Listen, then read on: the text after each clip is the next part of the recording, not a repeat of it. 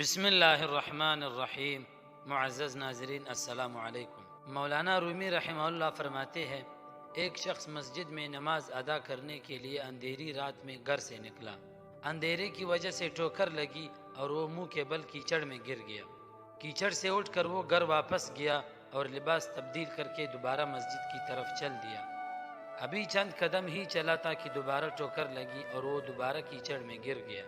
کیچڑ سے اٹھ کر وہ ایک بار پھر گھر واپس گیا اور لباس تبدیل کر کے مسجد جانے کے لیے دوبارہ گھر سے نکل آیا۔ اپنے گھر کے دروازے پر اسے ایک شخص ملا جو اپنے ہاتھ میں ایک روشن چراغ تھامے ہوئے تھا۔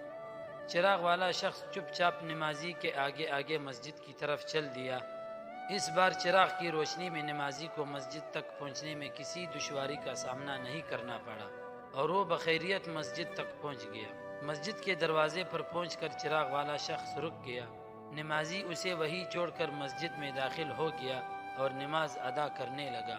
نماز سے فارغ ہو کر وہ مسجد سے باہر آیا تو اس نے دیکھا چراغ والا شخص اس کا منتظر ہے تاکہ اسے دوبارہ چراغ کی روشنی میں گھر تک چھوڑ آئے۔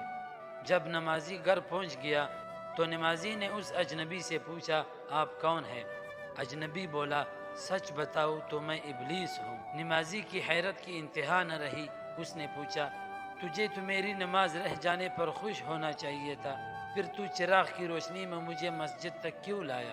ابلیس نے جواب دیا، جب تجھے پہلی ٹھوکر لگی تو اللہ نے تیرے عمر بھر کی گناہ معاف فرما دیے، جب دوسری ٹھوکر لگی تو تیرے سارے خاندان کو بخش دیا۔ مجھے فکر ہوئی کہ اب اگر تو ٹھوکر کھا کر گرا تو کہیں اللہ تیرے سارے گاؤں کی مغفرت نہ فرما دے، اس لیے چراغ لے کر آیا ہوں کہ تو بغیر گرے مسجد تک پہنچ جائے۔ دوستو، مزید اس طرح کی ویڈیوز دیکھنے کے لیے ہمارے اس چینل کو ضرور سبسکرائب کریں۔ جزاک اللہ۔